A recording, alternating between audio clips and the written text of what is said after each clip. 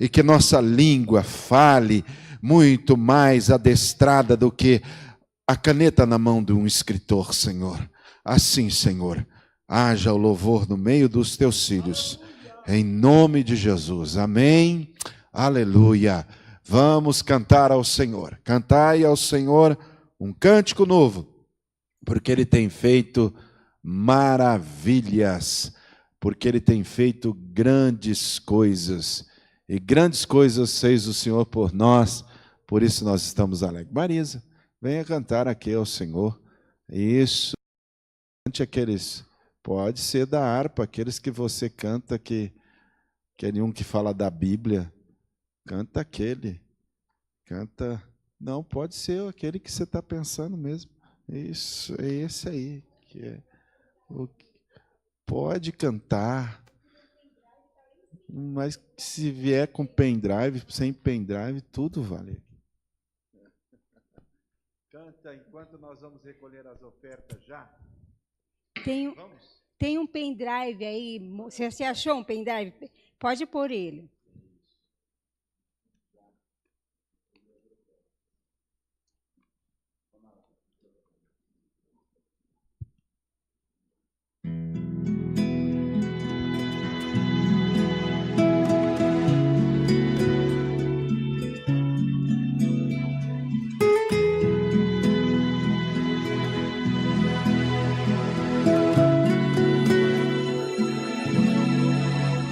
Tua palavra é fonte de bênção.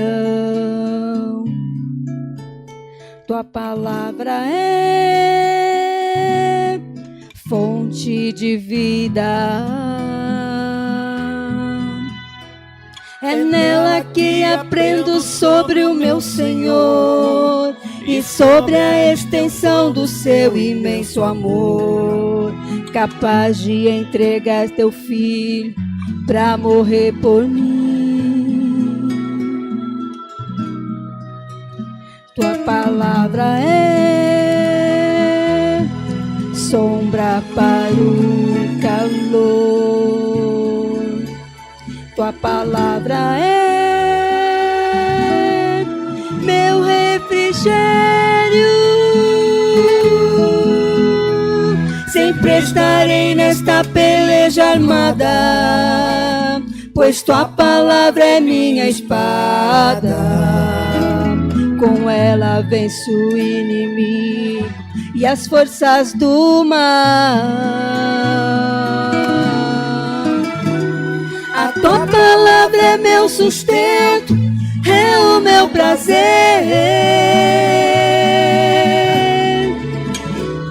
Na tua palavra encontro alento para o meu viver.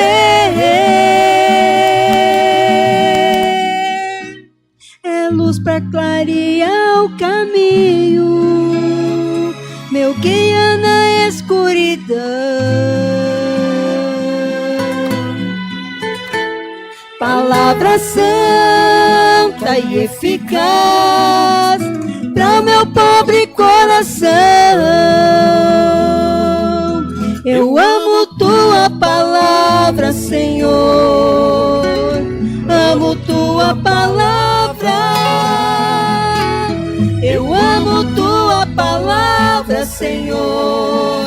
Amo a tua palavra. Eu amo tua palavra, Senhor. Amo tua palavra. Eu amo tua palavra, Senhor. Amo a tua palavra.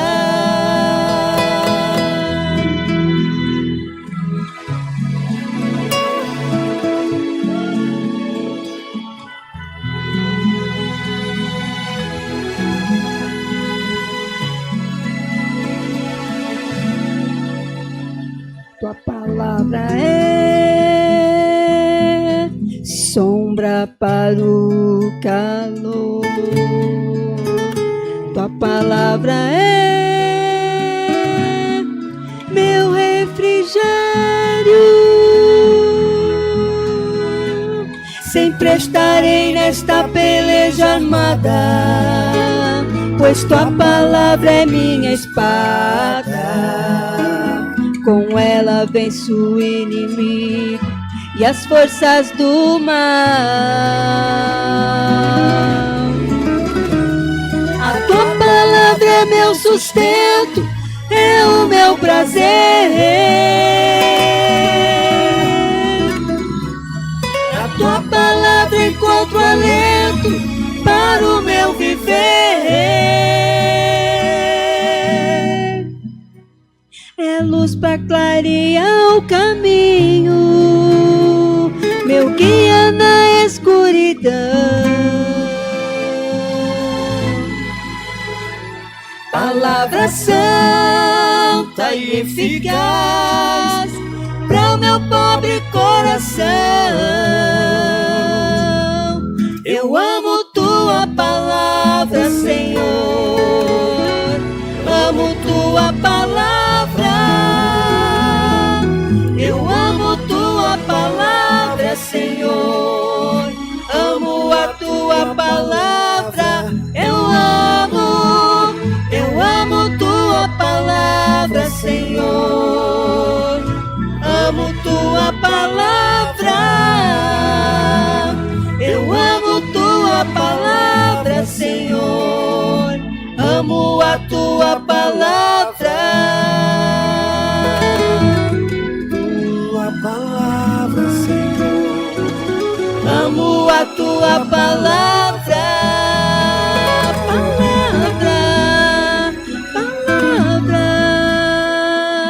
Amo a tua palavra.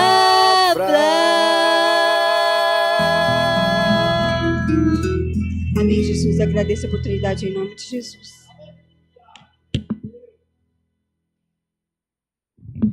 Amém. Maravilha, né? A palavra do Senhor é lâmpada para o nosso pé e luz para o nosso caminho, né? Ela realmente é a espada do Espírito. E nós vencemos como Jesus ensinou. Jesus venceu o inimigo falando, está escrito, né? E quando ele falou a palavra, o inimigo foi derrotado. Ele não ousou falar outra coisa a não ser a própria palavra. Vamos, queridos, mais uma vez abrir Êxodo capítulo 17. Agora nós vamos ao final do versículo 8 ao 13. Êxodo 17, do 8 ao 13. Eu vou fazer a leitura na Bíblia, na linguagem de hoje.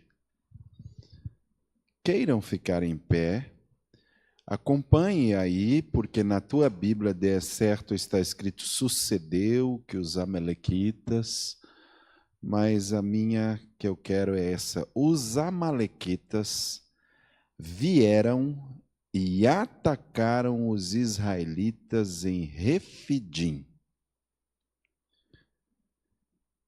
Então Moisés deu a Josué a seguinte ordem: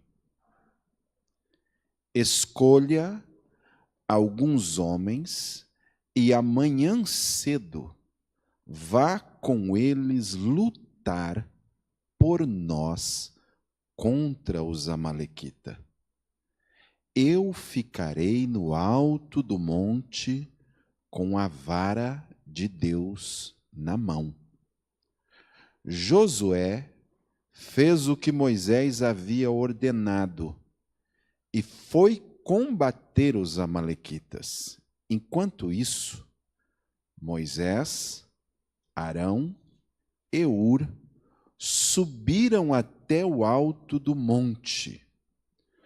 Quando Moisés ficava com os braços levantados, os israelitas venciam. Porém, quando ele abaixava os braços, eram os amalequitas que venciam. Quando os braços de Moisés ficaram cansados, Arão e Hur pegaram uma pedra e puseram perto dele, para que Moisés se sentasse. E os dois, um de cada lado, seguravam os braços de Moisés. Desse modo, os seus braços ficaram levantados até o pôr do sol. E assim derrotou completamente os amalequitas. Amém? Não feche a Bíblia, tome assento, porque a leitura a seguir diz que o Senhor diz a Moisés para escrever tudo isso num rolo como memorial e declara a Josué que os amalequitas fossem esquecidos para sempre debaixo do céu. Mas a leitura que se segue, ela tem relação futurística do versículo 14. O que tem relação do imediato é que termina dizendo no versículo 13, e Josué derrotou os amalequitas ao fio da espada. Ele derrotou completamente os amalequitas. Se nós olharmos para esse texto, tirando um título, poderíamos intitular esse texto como uma receita para a vitória no deserto. Diga isso comigo, receita para a vitória no deserto. Então estão aqui como receita, como segredo. Vamos trocar receita por segredo? Pode ser também, né? O segredo para ter vitória no meio das dificuldades. O título receita pode nos até lembrar aquele bolo que vocês fazem, macio e saboroso, na casa de cada um, né? E quando a gente fala receita, eu tenho receio de simplificações. Receitas são métodos simplificados de fazer uma coisa. É isso. Né? São fórmulas preparadas para que você não erre. São fórmulas que, dada os passos corretos, você alcançará um objetivo que ela está colocando. Mas, às vezes, as receitas ignoram circunstâncias. Por exemplo, determinadas receitas podem não se sair muito bem no inverno. Pode se sair melhor no verão. Então, receitas, elas às vezes ignoram as circunstâncias, as particularidades. Cada pessoa tem uma particularidade. Se você começar a mexer um certo bolo e vier a outra mão que mexe do outro jeito, parece que ela desanda. Né? Tem alguém que acha que gora. E diz assim, fulano gorou. Eu não sei se é gorar. É o jeito, é as particularidades, né, de cada um. Né? Mas, o que está aqui? Uma receita ou um segredo para a vitória. Eu acredito que nenhum de nós, viu, irmão Antônio, particularmente, irmão Antônio, particularmente, irmão Isaías, particularmente, irmã Sônia, né? Nenhum de nós, como igreja, como corpo de Cristo, como membros, desejamos experimentar derrotas. Nenhum de nós que estamos aqui desejamos ter reveses na vida. Todos nós queremos ter vitória. E todos nós queremos prevalecer. E todos nós queremos triunfar. Quanto pessoa, quanto igreja, às vezes alguns aqui como profissionais, líderes, chefe. Ninguém quer ter derrota. Você vai lá e luta. Você não quer, como o pastor Macedo dizia, deixar a peteca cair. O pastor Macedo tinha essa expressão, né? Lembra, Nascimento? Aqui não deixa a peteca cair. Eita. É? Eu não sei se a peteca já caiu alguma vez, mas pode acontecer, né? Sem procurar aqui uma fórmula mágica, mas analisando o texto, então o que nós temos? Nós temos princípios, diga princípios. Princípios são normas, são diretrizes, são regras, que se obedecida, pode fazer você triunfar, pode te ajudar. Todos aqui querem ter vitória? Amém. Então Israel também queria. Então vamos ao texto. O que temos aqui no texto? A primeira batalha que Israel trava depois da libertação. Nós estamos caminhando, fazendo uma jornada. Eu vou dar uma dica para vocês, só uma dica. Vai lá para Êxodo 33, que você vai ver todas as caminhadas, tá bom? Melhor. Eu acho que eu troquei o texto.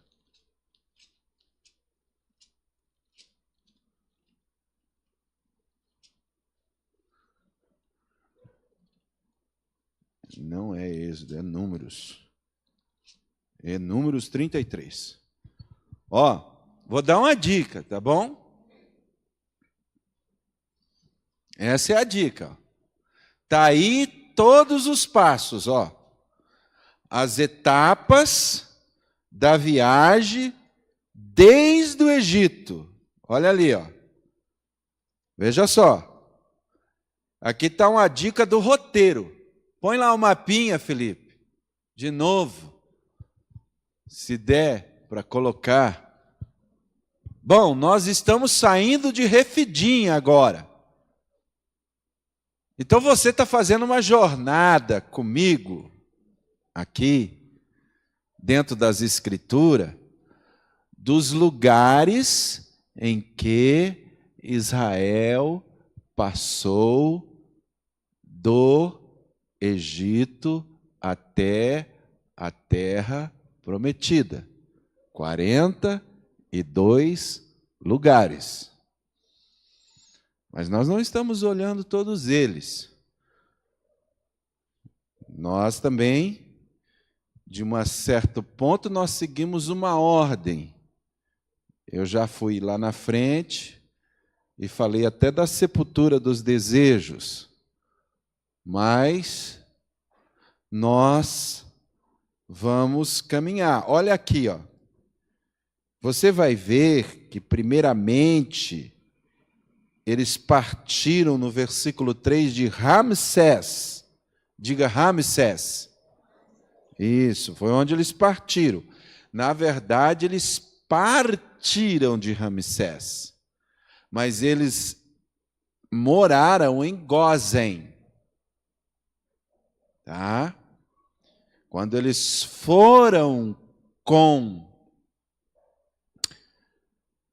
José, porque José foi o primeiro a entrar no Egito, depois veio mais 70 a 73 pessoas, entre eles, inclusive o pai Jacó, que vieram. E depois eles cresceram. Se você olhar, volta um pouquinho, diga números. Então tá. Por que números? Capítulo 26.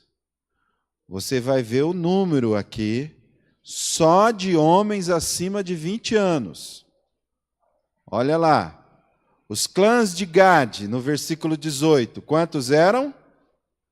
40.500. Está na tua Bíblia assim? 40.500 homens? Olha lá.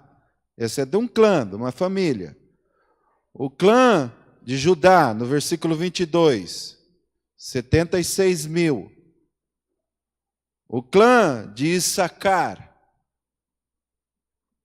64.300, no versículo 25. Tá.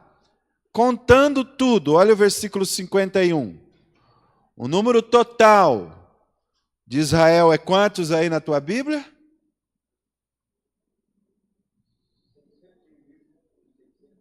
601.730.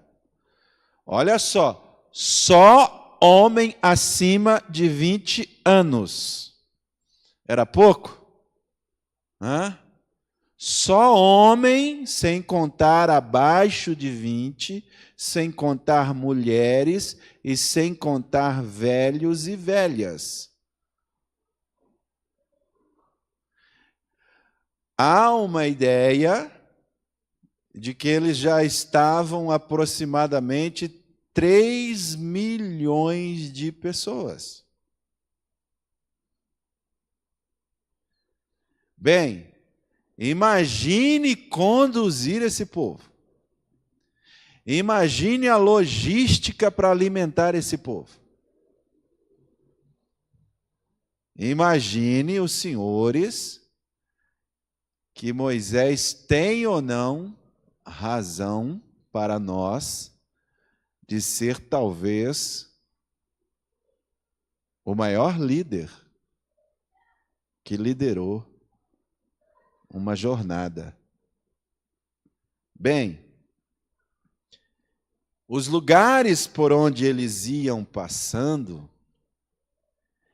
era toda uma tentativa de Deus de formar nesse povo, ou forjar nesse povo, uma consciência de nação. Volte para o capítulo 17. Temos então aí uma primeira batalha, em que esse número de homens agora estarão em guerra. E a rigor, então, esse grupo ainda não era nem uma nação. Não é ainda um povo. O que eles são? Uma massa de ex-escravos. A organização social deles ainda é precária.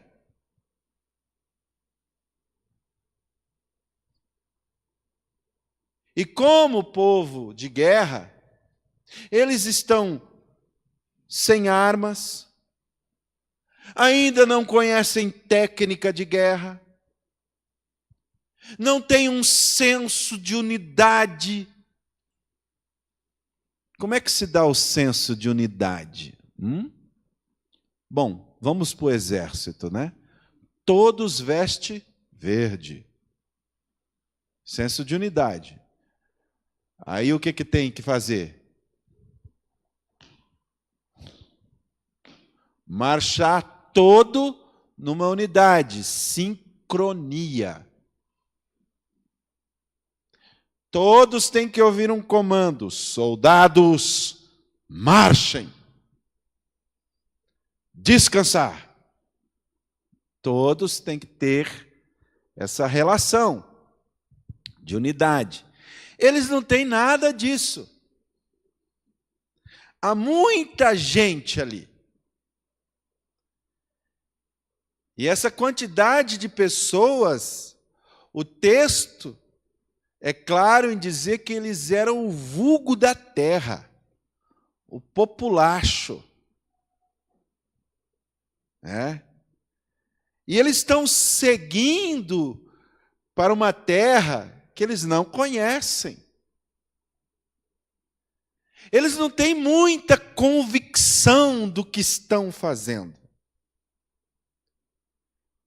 Então, o que esse povo está fazendo? Está caminhando para o deserto. Está agora sendo comandado por Moisés.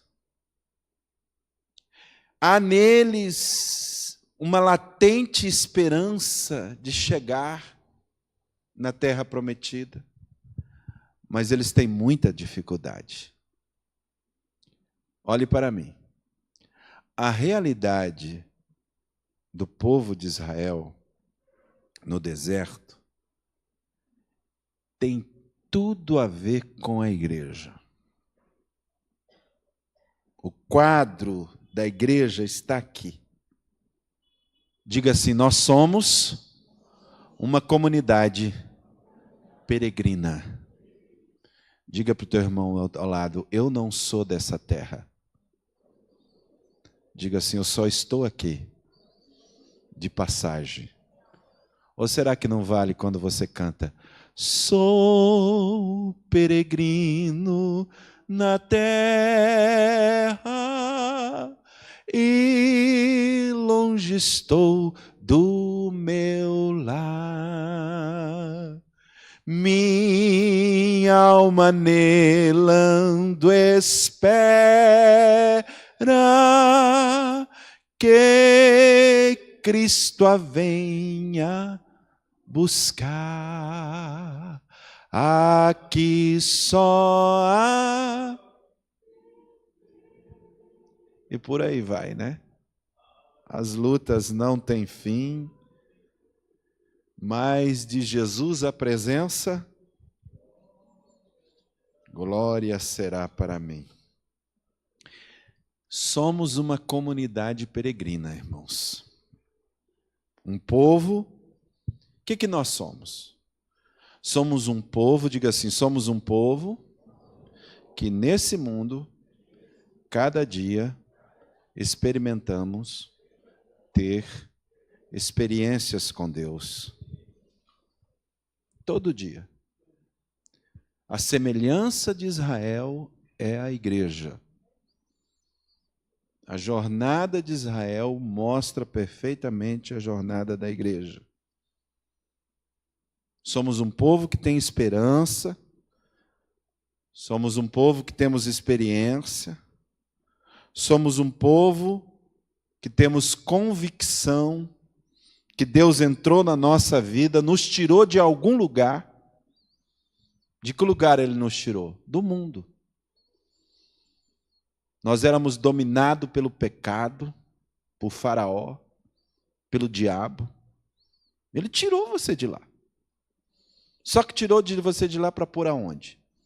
Se fosse já para você entrar no céu, eu já disse, quando fosse batizar, eu já afogava de uma vez e matava, já vai para o céu. Mas não é isso. Você ainda tem que ficar aqui. Você vai enfrentar lutas. Você vai enfrentar batalha. A intenção, querido, de Deus é que você tenha uma interação com as pessoas. Olha só. Olha aí, Nascimento, quanta gente está aqui. Ó. Como esse povo foi trazido aqui, hein, Eliude? Quem é que toca a trombeta para esse povo vir? O Espírito Santo. Mas nós temos senso de que nós somos um? Eis a questão. Vamos começar a conversar. Aqui está o quadro da igreja.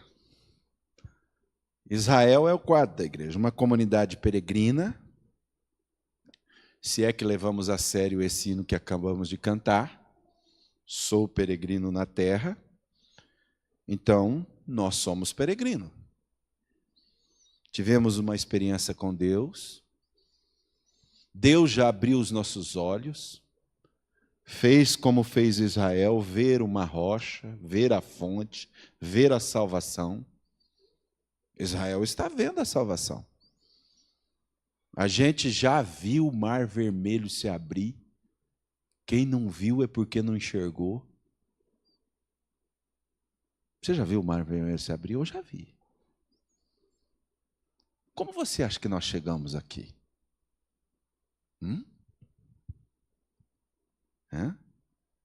Experiência com Deus. Experiência com Deus. Deus oferecendo todo dia alimento para esse povo, água para esse povo, maná caía do céu. É a experiência. Todo dia Jesus Cristo se manifesta na tua casa, na tua vida, na minha vida. Somos uma família, uma pátria. O que nós devemos ter então? Senso de cooperação. É isso que faz acontecer o segredo da vitória. Então o texto nos mostra o quê? O valor de um líder no meio da batalha. Diga assim comigo: bom líder conduz à vitória. Mas o texto aí, querido, mostra que um líder sem auxiliar competente não é nada.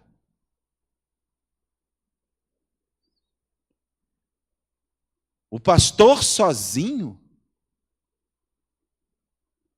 não dá. Precisa de ter pessoas junto com ele. Não adianta um líder ter determinação, ser de caráter impoluto, aguerrido, se não tiver auxiliar competente ao seu lado. O segredo e a receita da vitória está por aqui. Ninguém sozinho consegue ter vitória nesse mundo. Uma andorinha só não faz verão. Alguém sozinho é ninguém. Eles estão enfrentando aí agora, além dos reveses, um inimigo. Qual é o nome do inimigo? Diga: amalequitas. Quem são esses amalequitas? Vamos lá, Deuteronômio 25, vamos olhar. Caminhem comigo. Deuteronômio 25, versículo 17. Vamos ler também o versículo 18. Deuteronômio 25. 17, 18, vamos à resposta: quem são eles? Diz assim: lembrem-se do que os amalequitas lhes fizeram no caminho, quando vocês saíram do Egito. Está falando aqui, Deuteronômio é o livro que vai sempre dizer: lembrem-se, não se esqueça, guardem. Então está dizendo: lembrem dos amalequitas, quando vocês saíram do Egito, quando vocês estavam cansados e exaustos, cansados e desanimados, o deserto estava difícil, e eles se encontraram com vocês no caminho, e eliminaram todos os que ficaram para trás, não tiveram temor. Sabe quem eram eles? É isso mesmo. Eles estavam enfrentando, irmãos, os amalequitas, um povo guerreiro, um povo armado, um povo que conhecia o deserto. Sabe qual a tática que eles usavam? A tática da hiena. O que a hiena faz? Ela não ataca o bando dos mais fortes, ela vem por trás, pegando os mais fraquinhos.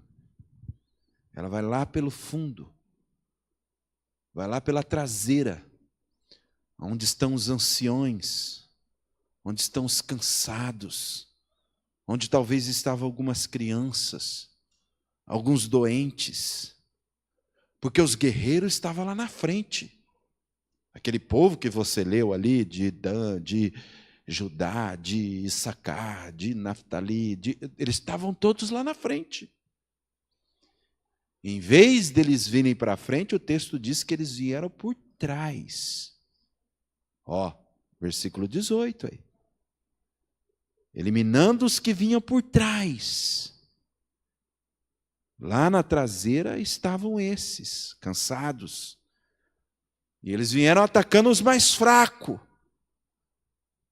Vieram prevalecendo numa boa parcela aí dos israelitas. Até que chega o momento do confronto. E o confronto aqui, irmãos, parece desigual. Porque eles eram ferozes, são guerreiros. Eles tinham armas. Por certo, eles tinham um treinamento militar. Os amalequitas, por certo, já tinham uma estrutura militar. Uma estrutura social. Os hebreus não. É uma massa de ex-escravo, sem treinamento, sem arma, sem estrutura social. Então fica a pergunta: como é que eles venceram? Aqui que está o segredo. Quer descobrir o segredo da vitória? Vamos lá? Então, o que essa história tem para nos apresentar? Como igreja de Cristo, irmãos, como pastor que Deus me fez, eu vim aqui para ajudar você a ser um vitorioso. Quantos acreditam na palavra do Senhor? E eu quero então olhar para esse texto e extrair algumas mensagens proféticas para a tua vida, na luta que você está tendo no dia a dia. Quantos acreditam que Deus vai falar com você nessa noite?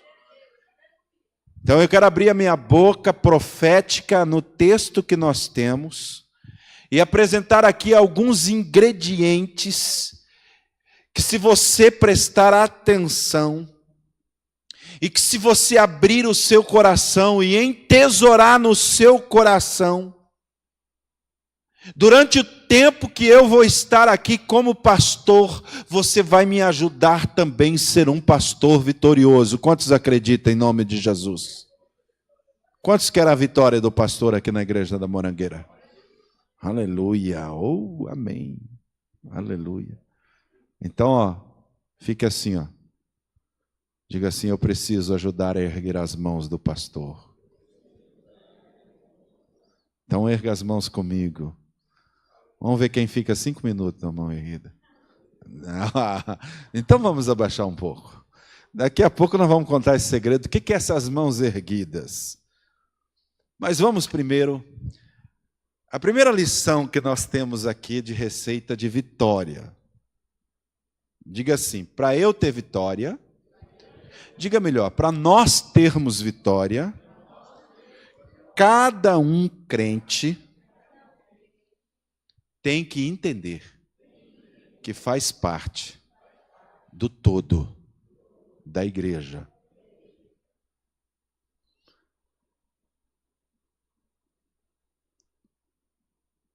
Para ter vitória, você tem que entender que não pode lutar sozinho.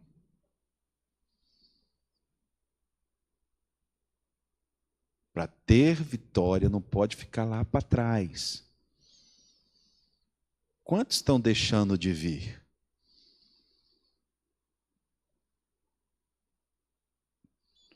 Ó a hiena que vem lá atrás. Quem que ele vai atacar? Para nós termos vitória, nós temos que entender que nós temos que estar junto.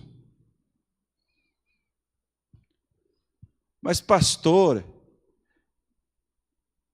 eu sou apenas um membro. Calma lá. Sabemos que o membro, um dedo, ele pode ser um, mas ele faz parte de um todo. Esse é o segredo. Vamos repetir? Para ter vitória, devemos ter a compreensão de que, particularmente, somos parte de um todo.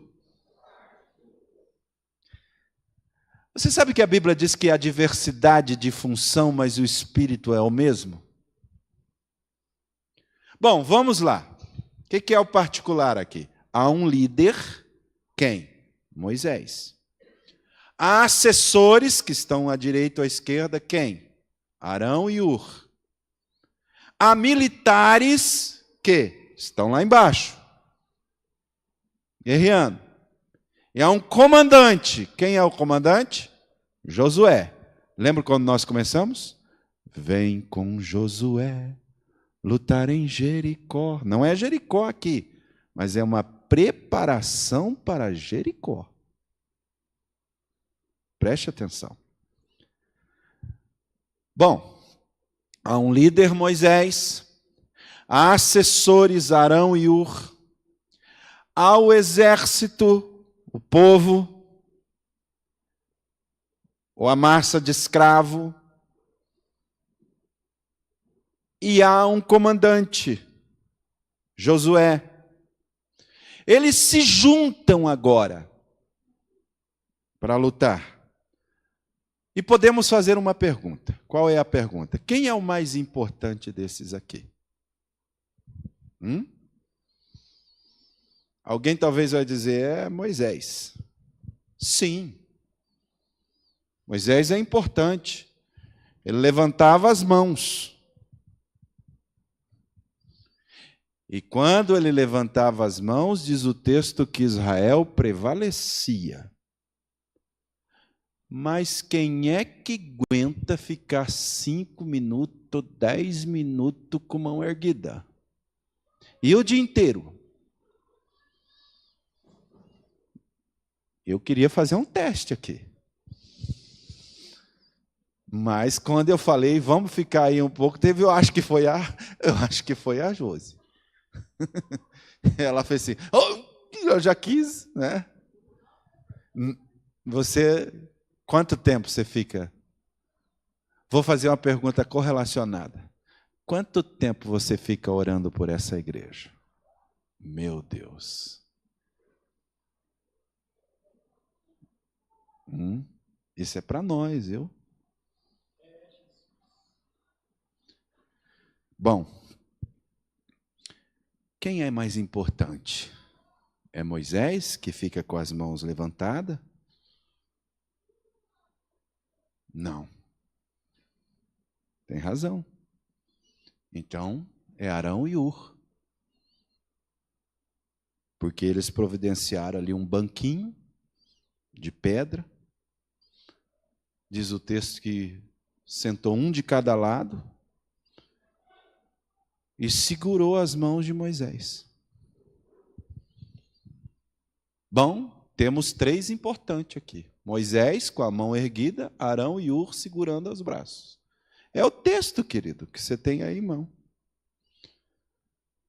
Bom, mas e se eles só ficam erguendo as mãos e quem que ia guerrear?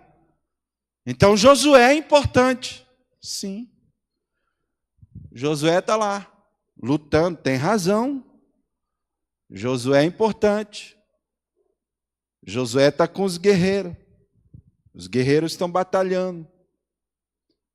Bem, se nós ficarmos discutindo aqui quem é o mais importante, nós vamos cair na mesma conta lá de Corinto. Eu sou de Paulo, eu sou de Apolo, eu sou desse, eu sou daquele. E ele diz assim, pergunta Paulo, numa pergunta de efeito, quem é Paulo?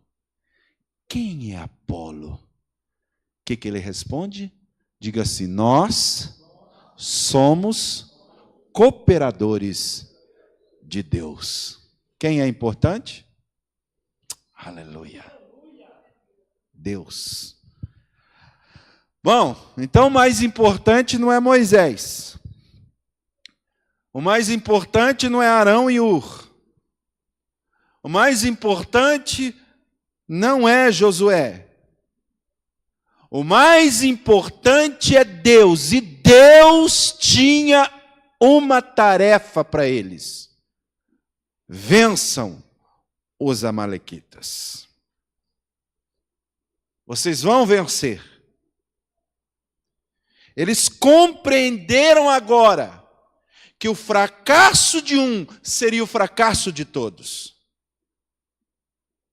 Mas a vitória de um seria a vitória de todos. Venha entender agora, irmãos, que o que está desenrolando aqui no deserto é uma escola. E agora a escola que nós estamos estudando aqui entrou num outro nível, escola militar. O Nadai gostou agora. Escola de exército, queridos. E exército é assim, tem que ser um. O pior exército é aquele que deixa os seus soldados morrerem.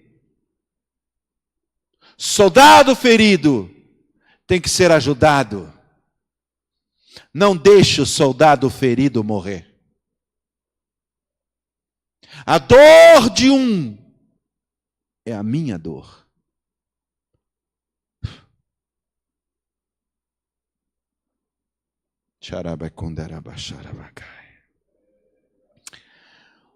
Uma das coisas mais daninha, mais prejudicial numa igreja, é quando o crente não tem noção de que ele é parte de um todo.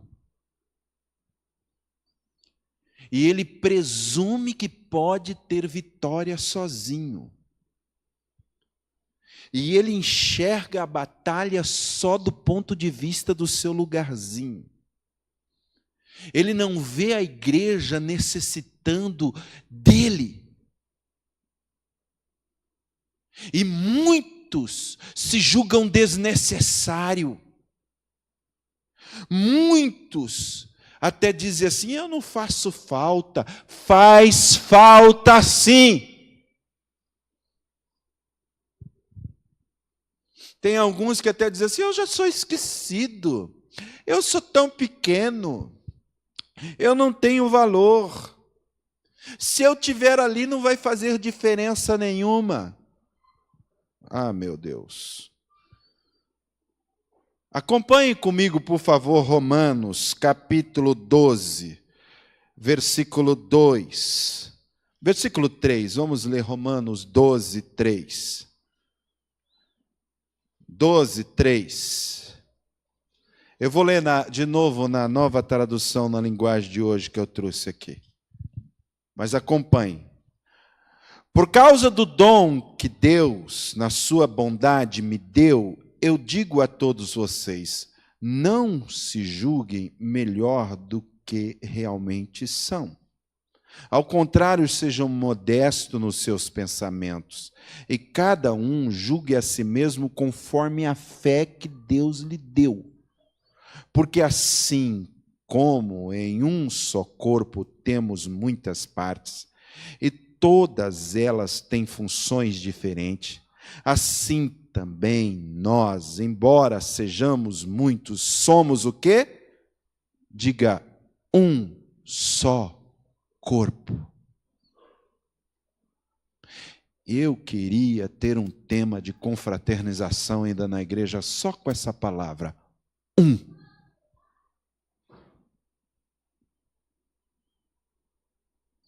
Ah, se nós entendêssemos o que quer dizer Aqui diz então, embora, porque assim como em um só corpo temos muita parte, e todas elas têm função diferente, assim também nós, embora sejamos muitos, somos um só corpo, por estarmos unidos com Cristo. E todos estamos unidos uns com os outros, como parte diferente de um só corpo. Portanto, use os diferentes dons que nos foram dados pela graça de Deus. Se o dom que recebemos é de anunciar a mensagem de Deus, faça isso de acordo com a fé que tem. Se é de servir, então sirva. Se é ensinar, ensine. Se é animar, anime.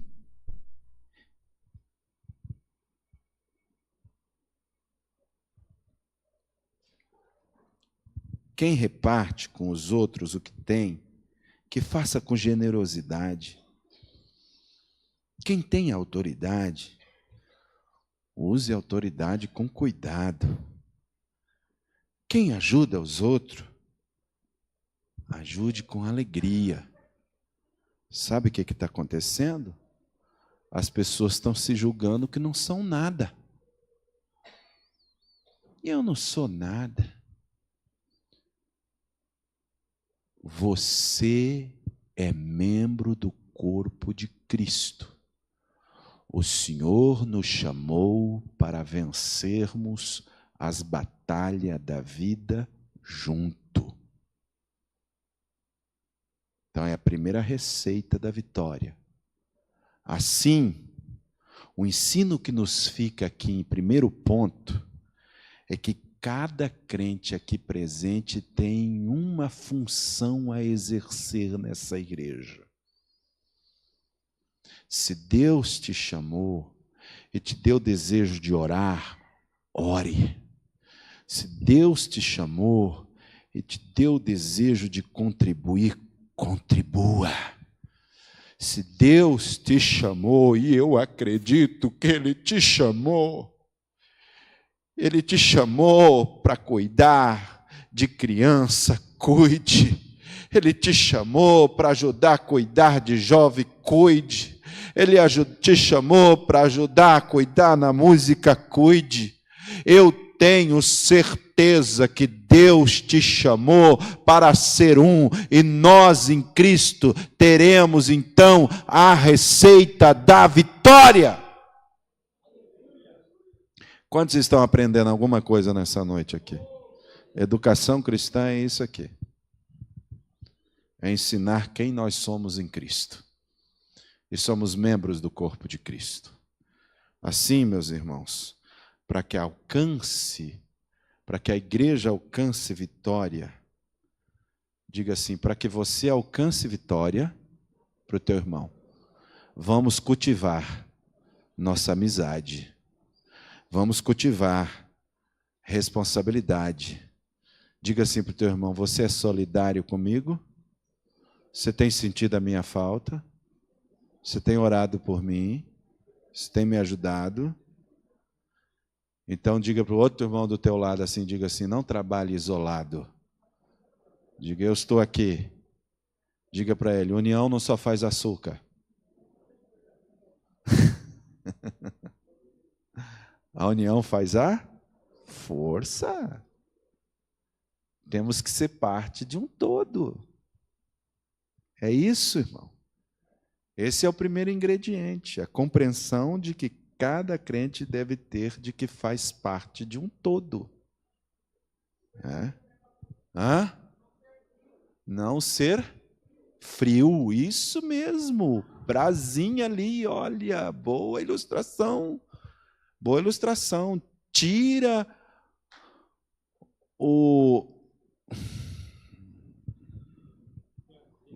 como é que é a madeira inteira? O tição. Graveto, né? É que eu sou tição, sou meio pretão mesmo. Tira o tição ali, deixa ele sozinho. Apaga. Não pode ser frio. Viu? Aproveita e fala para o Elias aí, você já orou para mim hoje, Elias?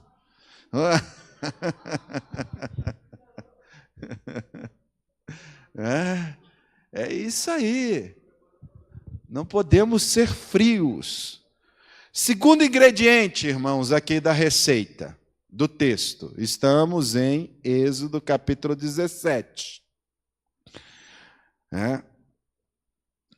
Diga assim, para termos vitória, devemos compreender que cada um de nós temos um valor. O que nós cantamos? Quero que valorize. Você é o quê? Você é alguém. Aqui estão os nomes. Moisés, Ur, Arão, Josué, os soldados. Cada um tinha um valor. Cada um tinha que ter a consciência do que estava para fazer. Não competia a Moisés fazer o trabalho de Josué. Não competia a Josué fazer o trabalho de Arão e de Ur. Não competia a Arão fazer o trabalho de Moisés. Cada um tinha o seu valor, porque cada um tinha o seu lugar. Não competia um fazer o trabalho de outros. Qual é o problema? As coisas têm que ser feitas sem ciúme, sem inveja, sem queixas, sem ideias de prepotência, sem desejo de mando, sem desejo de domínio.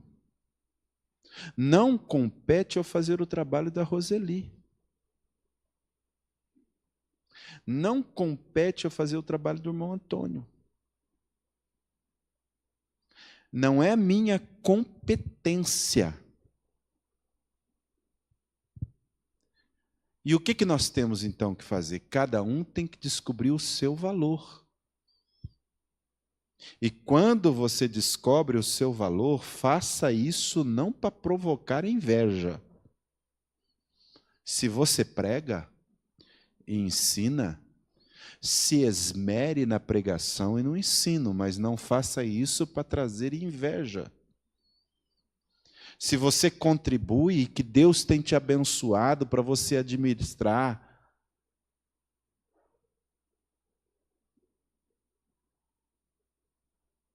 quantidade de pessoas, quantidade de dinheiro, faça isso com sabedoria, com graça. É Deus que te deu essa condição. Não compete a mim fazer o teu trabalho, nem o teu trabalho você queira fazer no meu lugar. Cada um aqui, irmãos, Moisés, Arão, Ur, compreendeu que tinha um trabalho específico a fazer. Porque se eles não fizessem o trabalho, a derrota chegaria. Aqui, irmãos, nesse ponto do estudo, devemos evitar o que eu já acenei para os irmãos. 2 equívocos. 1 é quando o crente pensa que não tem valor. Eu não tenho instrução. Eu não estudei. Eu não tenho capacidade. Eu não tenho cultura. Para com isso, irmão. Para com isso. Então, 2 coisas nós devemos evitar. Primeiro é isso. Equívoco no nosso meio. Errado. Outro. Erro a ser evitado. Ser omisso. Omisso combina com sumiço. Aí começa a se omitir, daqui a pouco some. Se omite de orar, se omite de vir no culto de ensino, se omite, julga-se, né? Incapaz. E há outros que se julgam muito capaz. E aí está o outro erro. Torna-se prepotente. Torna-se orgulhoso. E a Bíblia diz que ele derruba esses. Ele abate os soberbos. Queridos, não é porque nós ensinamos, eu vou começar a virar soberbo e começar a dar de dedo. Não, querido. Essa soberba não vem de Deus. Não procede do Senhor. Jesus disse: aprendei de mim que sou manso e humilde de coração, e encontrareis descanso para as vossas almas. Moisés é o líder, mas ele não está orgulhoso. Não vou ficar aqui sozinho, com os braços erguidos, não vou precisar das pessoas, eu preciso de você, eu preciso da tua oração, eu preciso das tuas mãos me ajudando, nós precisamos um do outro. E Arão e Hura, que é o assessor, eles podiam dizer assim: isso aí não é problema nosso, é problema de Moisés, Moisés é que se vire, isso não é nosso. E já pensou se Josué também dissesse? Eu estou aqui guerreando e Moisés numa boa, sentado lá, ó. Eu estou aqui ralando e Moisés lá sentadinho. Olha o tanto de sangue derramando aqui. Não, queridos. Cada um reconheceu o seu valor. Cada um reconheceu o seu posto de guerra. Quantos estão entendendo o que o Espírito Santo está falando nessa noite aqui? Então vamos caminhar para o final. Você, por certo, já ouviu falar de Charles Spurgeon, o pregador que é chamado por escritores o príncipe dos pregadores. Ele começou a pastorear a igreja na Inglaterra com 18 anos. Com 21 anos, ele fez uma revolução na Inglaterra. Com 21 anos, ele inaugurou uma igreja para 5.000 pessoas sentadas. Mas, com 22, já havia 10.000 pessoas, então ele não tinha como, ele teve que começar a repartir. Cresceu-se o número de membros a 40.000 pessoas, ao ponto dele ter que repartir a igreja cada domingo para um grupo. E os 5º domingo de cada trimestre, quando havia 5 domingos, ele então resolveu, segundo o que se diz da biografia dele, não vir nenhum crente que estava vindo costumeiramente. Era só para vir quem nunca tivesse vindo. A Inglaterra foi sacudida por Charles Spurgeon. E ele conta, nas suas obras escritas, que numa certa ocasião ele teve um sonho.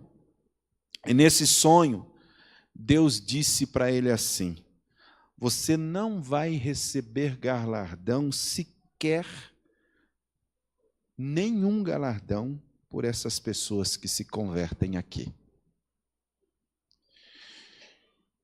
Spurgeon disse que ficou assustado no sonho e perguntou: por que eu não vou receber galardão? E a resposta foi essa. Deus mostrou para ele um homem cego que se assentava de vez em quando num determinado lugar, e Deus disse para ele: o ministério que eu coloquei de oração é sobre aquele homem cego. Ele é o resultado dessa igreja estar assim crescendo. Charles Spurgeon compreendeu então que ele tinha o dom da pregação, e ele pregava e muita gente se arrependia, mas porque havia um cego orando por ele.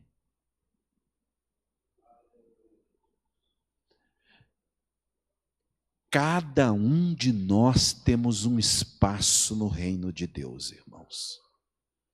Cada um de nós temos algo a fazer.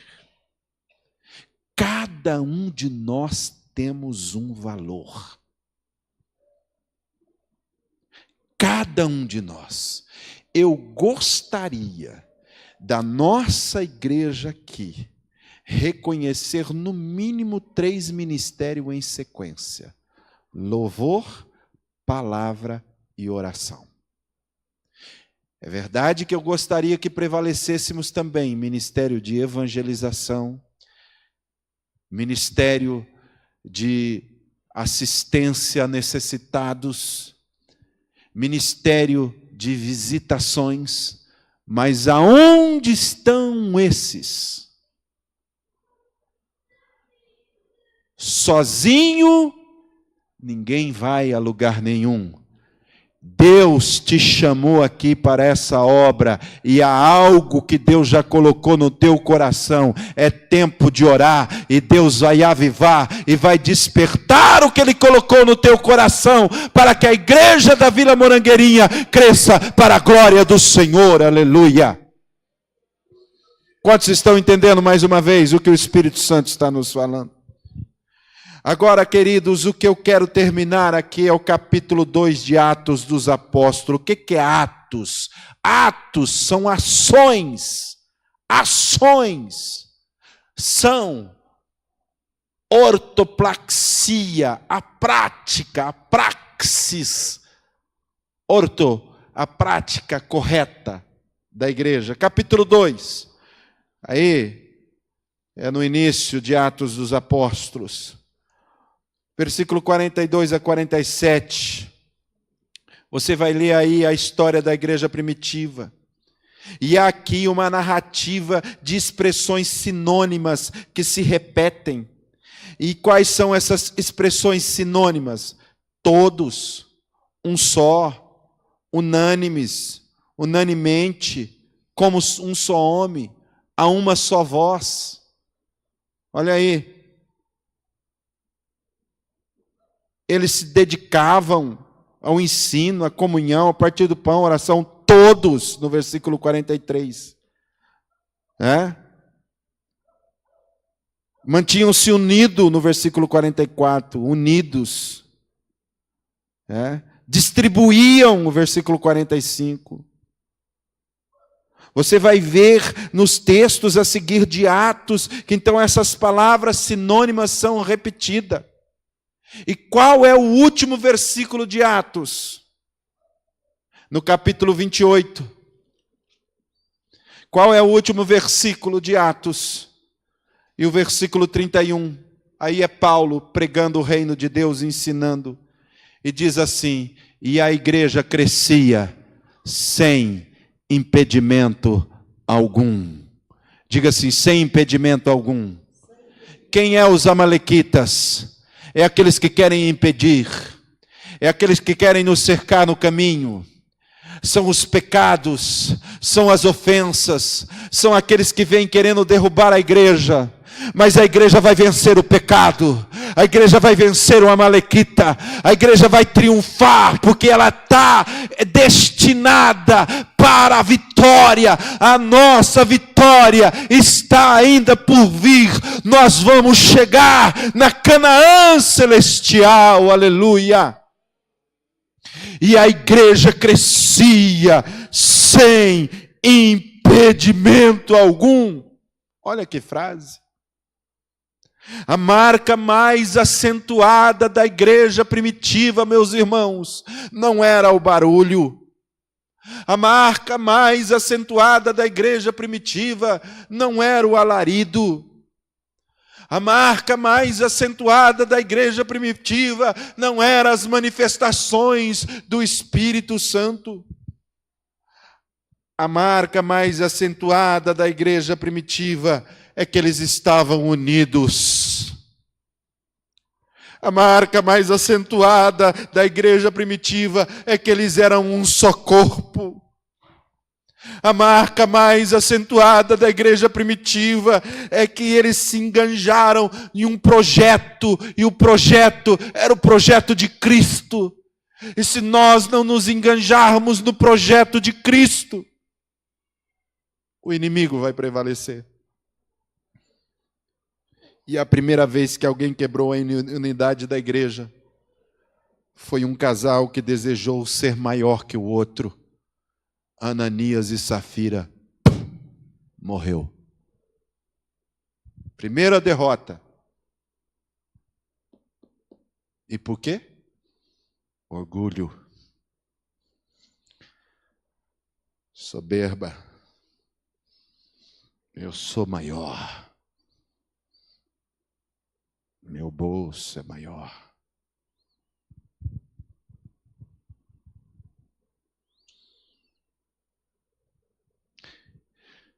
Eu não estou rogando praga sobre ninguém, não, meus irmãos. Mas não estou pedindo também que você feche comigo. Mas nós estamos numa caminhada aqui. Agora nós começamos a esquentar as turbinas aqui na Morangueira. Vamos começar. Deus está falando conosco. Por favor. O livro de Atos dos Apóstolos é muito claro. O segredo da vitória está aqui. Unidos. O segredo da vitória estava lá, em Refidim. Eles se fizeram um só. Deixaram de murmurar e vamos guerrear. Até Massá Meribá veio as provas. É isso que você tem que entender nessa noite aqui. E é isso que a igreja da Vila Morangueira tem que entender. Lembrem-se. Eu vou fazer você lembrar. Parte dessa mensagem foi a primeira mensagem que o pastor Nilson pregou na Vila Morangueirinha. Quando eu cheguei aqui, preguei sobre isso. E hoje, eu quero declarar um novo momento para nós aqui na Vila Morangueirinha. Qual é o novo momento? Vamos levantar as nossas mãos. Levantar os nossos braços. O que é levantar os braços, irmãos?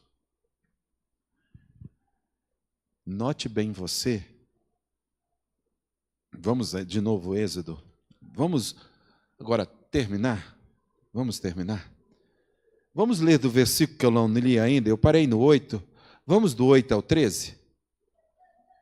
Vamos do 8 ao 13? Melhor, do 13 a seguir.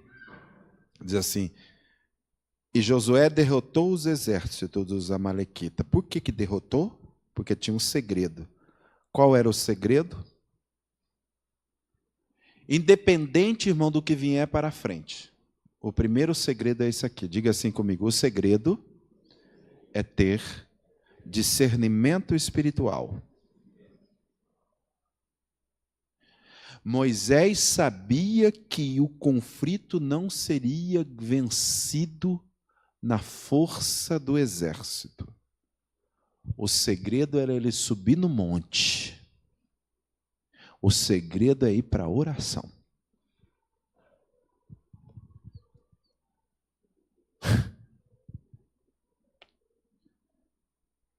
Deus disse para ele: sobe para lá. Vai lá para o monte. Olha aí o versículo 9. Então Moisés disse a Josué: escolha alguns dos nossos homens e lute contra os amalequitas. Amanhã tornaremos a posição da colina. Amanhã tomaria a posição no alto da colina. Vou lá para o monte. Eu vou lá orar. Vou lá levantar as mãos. Ele discerniu, irmãos, que o segredo era a oração. É claro que nós precisamos dos guerreiros. É claro que nós precisamos das pessoas. Mas o grande líder aqui, Moisés, discerniu que tratava, antes de tudo, de uma guerra espiritual. Eles já haviam passado por experiência semelhante. Quando procurou o faraó pela primeira vez para pedir a libertação dos israelitas. E o soberano egípcio, no entanto, em vez de chamar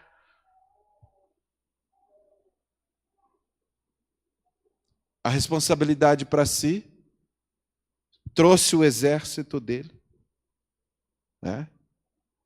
E quis prevalecer. Mas Moisés, com a vara de Deus, com a direção de Deus, venceu. E o exército de Faraó pereceu. Lá vem Faraó, na frente Israel, quem chegará primeiro?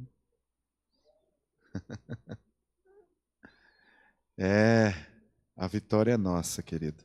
Mas vamos discernir.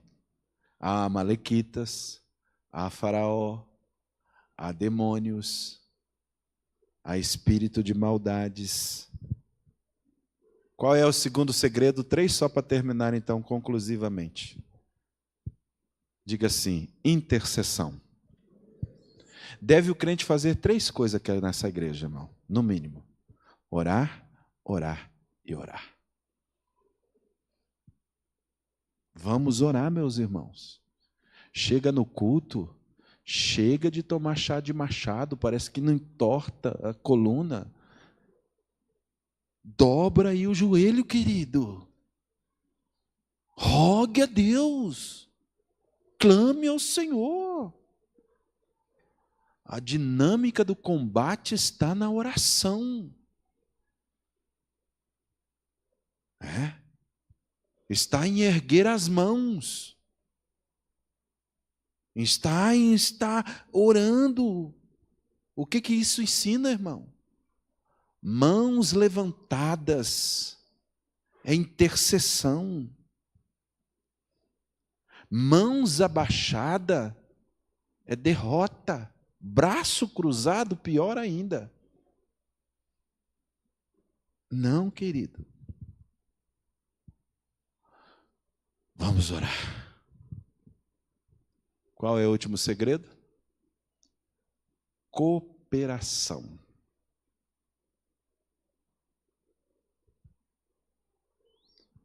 Sozinho ninguém fará nada. Vamos ficar de pé, queridos? Aí está o caminho, para chegar lá, Nós estamos ali no 7 e 8. Agora nós vamos entrar aqui.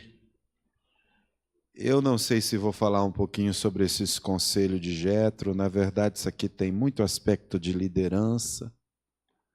Que ele vai dizer assim: não fique sozinho, querendo fazer as coisas sozinho, Moisés. Arrume aí uns companheiros. Leia a história do capítulo 19, você vai ver. Alguém sozinho é ninguém. Então, coloque a mão no ombro do teu irmão e nós vamos orar agora. Aleluia. Eu sou alguém que preciso de você, querido. Nós somos alguém que precisamos. A igreja, ela precisa. Um ao outro ajudou e ao seu companheiro disse: esforça-te. Não é só amar uns aos outros, é orar uns pelos outros. Orar um pelos outros, amar também uns aos outros. Interceder uns pelos outros. Aleluia. Senhor soberano, Deus de vitória, Deus de batalhas, Senhor dos exércitos, Senhor que chama para a guerra os guerreiros a lutarem o combate, o bom combate.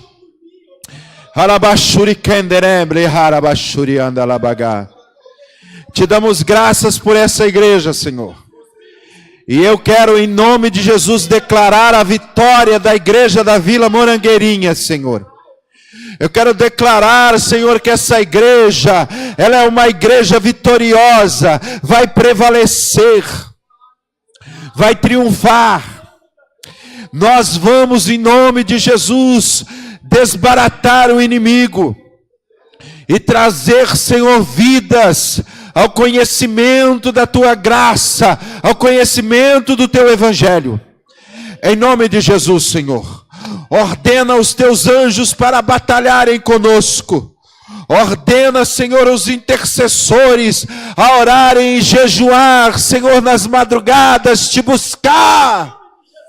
Ordena, Senhor, ó Deus, o exército que o Senhor tem nessa igreja, a orar, a fazer intercessões, a clamar, a suplicar, a rogar. Ó Senhor, faz os Teus filhos tornarem a levantar as mãos cansadas, tornar a dobrar os joelhos desconjuntados, tornar, Senhor, a fazer veredas para que aquele que tropeçou não caia, mas venha a ser ajudado. E as mãos, ó Deus, dos Teus filhos, vem ajudar os fracos, vem ajudar os doentes, vem ajudar os abatidos. Usa, Senhor, a Tua igreja para trazer os fracos, trazer os desviados, trazer os afastados. Usa, Senhor, abaxarabacandarabacoia, reimagoi andarabassuri andaramai. Ó Senhor, usa essa igreja, usa, Senhor, esse trabalho que está passando pela internet. Usa, Senhor, usa a voz que o Senhor nos deu. Usa, Senhor, a capacidade, os dons, ó Deus, que o Senhor tem dado a cada um. Desperta o dom dos Teus filhos, para que nós possamos prevalecer nessa batalha. Em nome de Jesus, ó Pai. Eu creio na Tua vitória. E os que creem comigo, diga: a vitória é nossa. No nome de Jesus.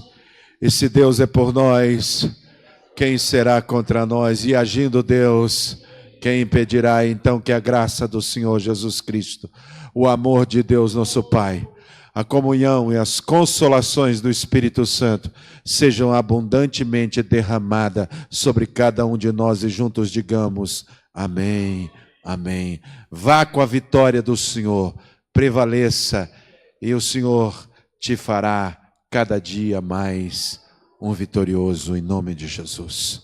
Amém.